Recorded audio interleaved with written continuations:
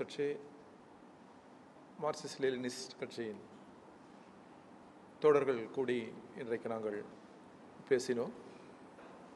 எதிர்வரும் காலங்களில் தமிழ்நாட்டில் ஒரு பிரம்மாண்டமான பேரணி ஒன்றுக்கு திட்டமிட்டிருக்கிறோம். இடம், தேதி இவையெல்லாம் உங்களுக்கு முறைப்படி அறிவிக்கப்படும். புலம்பெயர்கிற ஏழைகள் பல்லாயிரக்கணக்கான மைல்களிலிருந்து புலம்பெயர்ந்து உணவில்லாமல், கல்வி இல்லாமல், நல்ல வாழ்விடம் இல்லாமல் மரணத்தோடு போராடுகிறார்கள். பல நேரங்களில் ஆலை விபத்துகள், தொழிற்சாலை விபத்துகளில் செத்து மடிகிறார்கள். எனவே இவர்களுக்குரிய நல்ல சட்டங்கள் வேண்டும், பாதுகாப்புகள் வேண்டும் என்று தொடர் இயக்கங்களை, இந்த இடதுசாரி இயக்கங்கள் நாங்கள் ஒருங்கிணைப்பாக நடத்த திட்டமிட்டுள்ளோம்.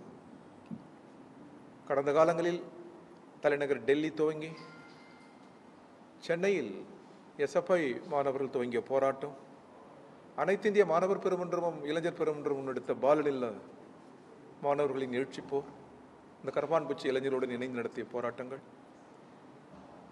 இவை அனைத்திலும் முழக்கப்பட்ட முழக்கம் இன்க்லாப் ஜிந்தாபாத் என்பது. இது வெறும் சொல்லல்ல, நமது விடுதலை போர் முன்னோர்கள் முழங்கியது. இன்னொரு விடுதலை போர் தேவை. முதல் விடுதலை போர் பிரிட்டிஷ் ஏகாதிபத்தியத்திலிருந்து நாடு விடுவிக்கப்பட்டது.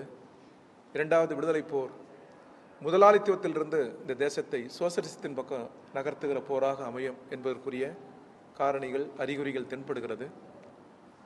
எனவே ஒரு புதிய உலகம், புதிய திசை நோக்கிய பயணத்திற்கு இடதுசாரிகள் தயாராகி இருக்கிறோம்.